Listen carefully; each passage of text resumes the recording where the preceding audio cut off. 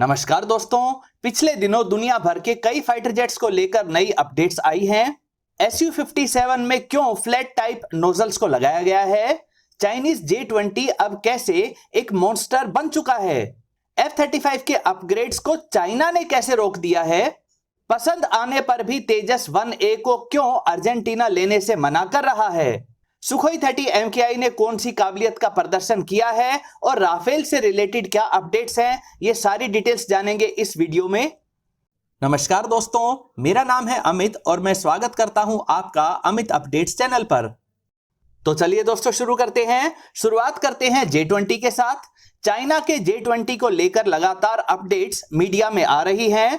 ये updates quality और quantity दोनों को लेकर हैं। अब एक लेटेस्ट खबर आई है कि चाइना ने J-20 फाइटर जेट का production rate 100 jets per year तक बढ़ा दिया है।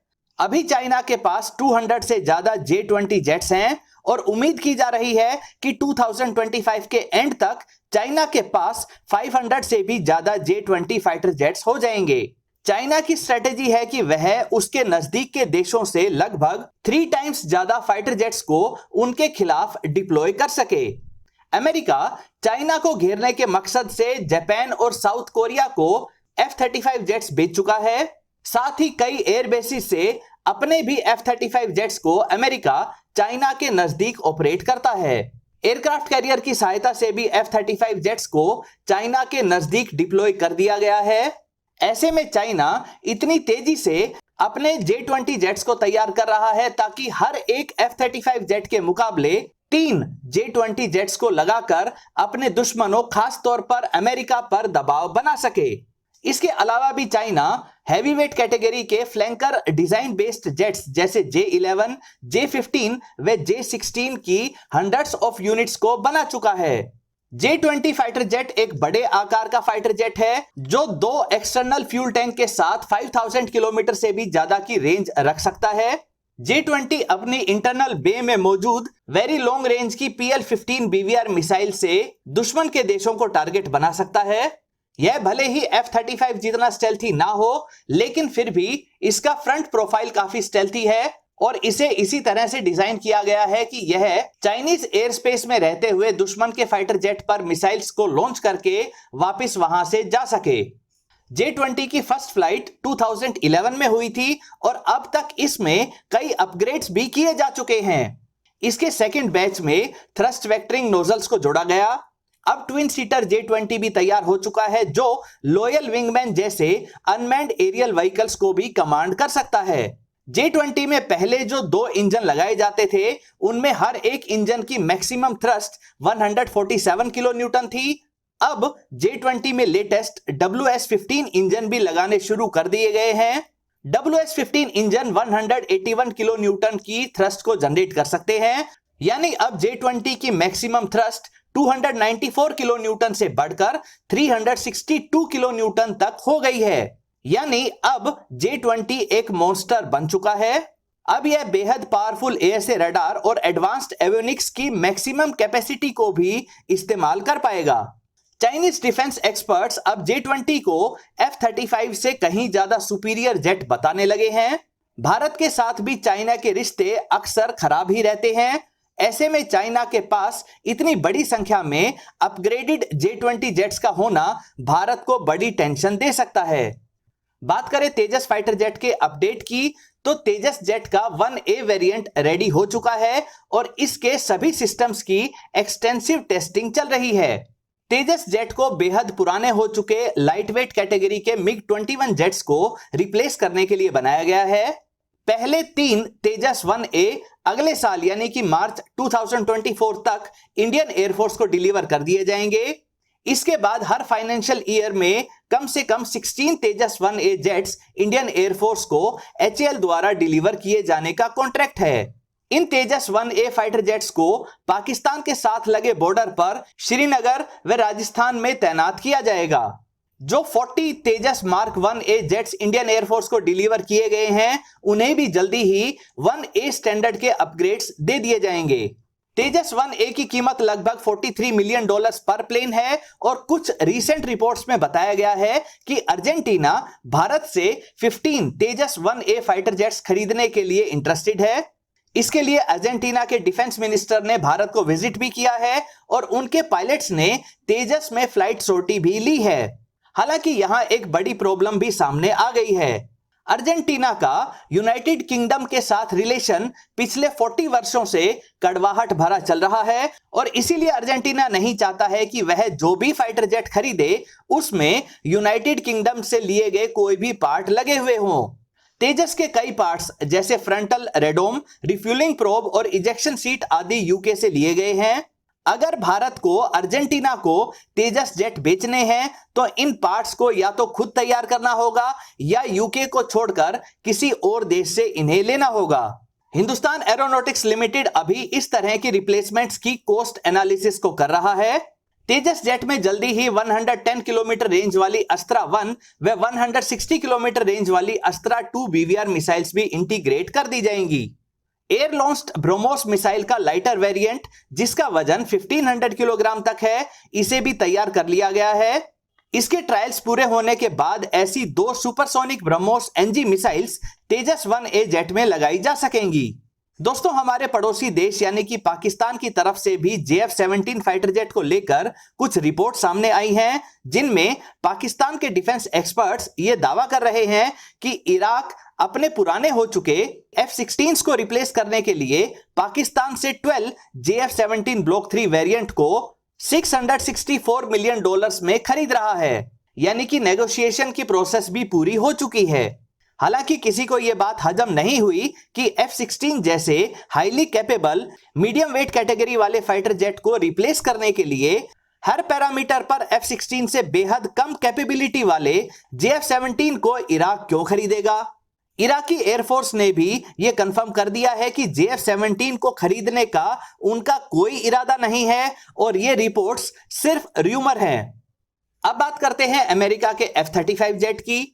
F-35 के ब्लॉक 4 अपग्रेड्स भी होने वाले हैं, जिसके तहत इसके रडार, एवियोनिक्स और जैमर्स को और ज्यादा पावरफुल बनाया जाएगा, उन्हें और ज्यादा एडवांस्ड बनाया जा रहा है। लेकिन यहां पर एक बड़ी समस्या आ गई है। ज्यादा बेहतर और ज्यादा पावरफुल AESA रडार बनाने के लिए गैलियम नाइट्राइड की आवश्यकता है और दुनिया भर का 85% गैलियम चाइना के पास मौजूद है। इस तरह के रेयर अर्थ एलिमेंट्स जल्दी से नहीं मिल पाते हैं और इसी बात का फायदा अब चाइना उठा रहा है। उसने गैलियम एलिमेंट के एक्सपोर्ट पर रिस्ट्रिक्शंस यानी प्रतिबंध लगा दिया है। अब अमेरिका के सामने यह समस्या है कि वो ज्यादा एडवांस्ड रडार बनाने के लिए गैलियम को कहां से ले। ना सिर्फ F-35 बल्कि FA-18 सुपर हॉर्नेट के लिए भी नए रडार बनाने की प्रोसेस चल रही है। इनके लिए बहुत बड़ी मात्रा में गैलियम एलिमेंट अमेरिका को चाहिए। अगर चाइना से यह एलिमेंट नहीं मिल पाता है तो दूसरे किसी देश से महंगी कीमत पर अमेरिका जल्दी ही इन्हें हासिल कर लेगा। लेकिन फिलहाल के लिए तो F-35 के अपग्रेड्स को चाइना ने रोक दिया है। वैसे F-35 के ब्लॉक 4 अपग्रेड्स के तहत बनने जा रहे नए F-35 जेट्स में प्रेट एंड विटनी का F-135 इंजन ना लगाकर GE कंपनी का XA-100 इंजन लगाया जा सकता है। अभी लगा हुआ F-35 इंजन 191 किलो न्यूटन की मैक्सिमम थ्रस्ट जनरेट कर सकता है। GE कंपनी का XA-100 इंजन 200 किलो न्यूटन की थ्रस्ट को जनरेट कर सकता है, लेकिन ज्यादा थ्रस्ट से भी ज्यादा खास है इसकी एडेप्टिव इंजन टेक्नोलॉजी। यानी जब मैक्सिमम थ्रस्ट की आवश्यकता ना हो तब यह इंजन F-35 जेट को 25% ज्यादा फ्यूल एफिशिएंसी के साथ क्रूज मोड में उड़ने में सहायता कर सकता है, जिससे F-35 की रेंज और ज्यादा बढ़ सके। साथ ही जब ज्यादा पावर चाहिए तो यह इंजन 200 किलो न्यूटन की थ्रस्ट के साथ F-35 की स्पीड को इंक्रीज करने व इसके रडार व एवियोनिक्स की कैपेबिलिटी को बढ़ाने में भी सहायता कर सकता है। बात करें रशिया के Su-57 की तो इसे अमेरिकी F-22 रैप्टर को टक्कर देने के लिए बनाया गया था। अब कुछ इमेजेस सामने आई हैं जिसमें यह बताया गया है कि इसमें 6th जनरेशन का इंजन लगाया गया है। इसमें वेरिएबल थ्रस्ट वेक्टरिंग के लिए फ्लैट नोजल्स लगे हुए हैं। इस तरह के फ्लैट नोजल्स को स्पेशलाइज्ड 3D प्रिंटिंग टेक्निक से तैयार किया गया है। पहले जो AL-41 इंजन सुखोई 57 में लगाए गए थे उनकी मैक्सिमम थ्रस्ट 142 किलो न्यूटन थी, लेकिन अब जो नए आइडियली 30 इंजन इसमें लगाए गए हैं उसमें हर एक इंजन की मैक्सिमम थ्रस्ट 171 किलो न्यूटन तक हो गई है। यानी अब Su-57 कहीं ज्यादा पावरफुल हो चुका है और साथ ही यह 12% ज्यादा फ्यूल एफिशिएंट भी हो गया है। फ्लैट इंजन नोजल के कई फायदे हैं। यह इंजन से निकली हुई गर्म गैसों को बाहर की कोल्ड एयर के साथ अच्छे से मिक्स कर देता है, जिससे फाइटर जेट का इंफ्रारेड सिग्नेचर काफी कम हो जाता है। यह ज्यादा ड्यूरेबल है, इसको मेंटेनेंस काफी कम चाहिए। दोस्तों, एक समय भारत भी रशिया से सुखोई 57 लेने वाला था, बल्कि इसे को डेवलप किया जा रहा था और इसे FGFA नाम से जाना जाता था, लेकिन इस प्रोजेक्ट को आगे नहीं बढ़ाया जा सका। इंडियन एयरफोर्स के मुताबिक Su-57 ज्यादा स्टेल्थी नहीं था, इसके इंजन ज्यादा कैपेबल नहीं थे, उनमें थर्मल मैनेजमेंट भी अच्छा नहीं था और ये इंजन इसे मैक 1.6 के सुपर क्रूज पर नहीं उड़ा सकते थे। साथ ही रशिया ट्रांसफर ऑफ टेक्नोलॉजी के लिए भी तैयार नहीं था। इसी वजह से भारत इस प्रोजेक्ट से पीछे हट गया था। लेकिन अब जिस तरह से Su-57 नई एडवांस टेक्नोलॉजी को लेकर कहीं ज्यादा बेहतर हो चुका है और इसकी इंजन की प्रॉब्लम भी दूर हो चुकी है, तो भारत Su-57 को फिर से कंसीडर कर सकता है। अब बात करते हैं राफेल की। भारत जो 36 राफेल फ्रांस से ले रहा था वो सभी भारत आ चुके हैं। पिछले दिनों जब भारत के प्राइम मिनिस्टर ने फ्रांस का दौरा किया था तो वहां की प्रेस्टिजियस बेस्टिले डे परेड में उन्होंने भाग लिया था, जहां पर राफेल ने भी फ्लाई पास्ट किया था। खास बात यह है कि इस फ्लाई पास्ट के लिए इंडियन एयरफोर्स के 4 राफेल जेट्स भी फ्रांस भेजे गए थे। दोस्तों, इसके अलावा इंडियन नेवी के लिए भी 26 कैरियर बेस्ड राफेल एम को खरीदने की प्रोसेस फ्रांस के साथ शुरू कर दी गई है। नए बनाए गए INS विक्रांत एयरक्राफ्ट कैरियर से ऑपरेट करने के लिए सही फाइटर जेट को चुनने के लिए इंडियन नेवी ने अमेरिकी F/A-18 सुपर हॉर्नेट व फ्रांस के राफेल एम की एक्सटेंसिव टेस्टिंग की थी। फाइनली राफेल एम को चुन लिया गया है। इसमें क्या क्या टेक्नोलॉजी इंटीग्रेटेड होनी चाहिए और साथ ही इसका प्राइस कितना होना चाहिए, इनको लेकर फ्रांस के साथ नेगोशिएशंस चल रही हैं। इस प्रोसेस के पूरे हो जाने के बाद अगले वर्ष यानी कि 2024 के जनरल इलेक्शंस के बाद 26 राफेल एम का कॉन्ट्रैक्ट फ्रांस को दिया जा सकता है। यहां एक और खास अपडेट सामने आई है। कॉन्ट्रैक्ट साइन होने के बाद पहला राफेल एम भारत को 3 वर्ष बाद मिलेगा, लेकिन इंडियन नेवी के पायलट्स की ट्रेनिंग के लिए कॉन्ट्रैक्ट साइन होने के बाद फ्रांस अपनी नेवी के 4 राफेल एम जेट्स को भारत भेजेगा ताकि इन पर इंडियन नेवी के पायलट्स अच्छे से ट्रेनिंग कर सकें। जब भारत को कॉन्ट्रैक्ट के 26 राफेल एम मिलने शुरू हो जाएंगे तो उसके बाद फ्रांस की नेवी के राफेल एम वापस अपने देश चले जाएंगे। बात करें सुखोई 30 MKI की, जो भारत का वर्कहॉर्स है। सुखोई 30 MKI जो कि बहुत ही कैपेबल हैवीवेट कैटेगरी का फाइटर जेट है। भारत अपने नए बनाए गए जैमर्स, एवियोनिक्स और मिसाइल्स की टेस्टिंग इसी सुखोई 30 MKI पर इंटीग्रेट करके करता है। पिछले दिनों भारत के द्वारा अपनी डिफेंस की तैयारियों को दिखाते हुए कुछ स्ट्रेटेजिक मिशंस को पूरा किया गया, जिनमें कई सुखोई 30 MKI लगातार 8 घंटों तक इंडियन ओशन में अलग अलग मिशंस को अंजाम देते रहे। इतनी लंबी फ्लाइट के लिए एरियल रिफ्यूलिंग का सहारा लिया गया था। दोस्तों, भारत को अच्छे से पता है कि अगर चाइना के साथ कोई लड़ाई होती है तो वह नॉर्थ में हिमालयन रीजन में ना होकर इंडियन ओशन में होगी। इसीलिए भारत अपनी तैयारी को दुरुस्त रखने के लिए इस तरह के स्ट्रेटेजिक मिशंस को करवा रहा है।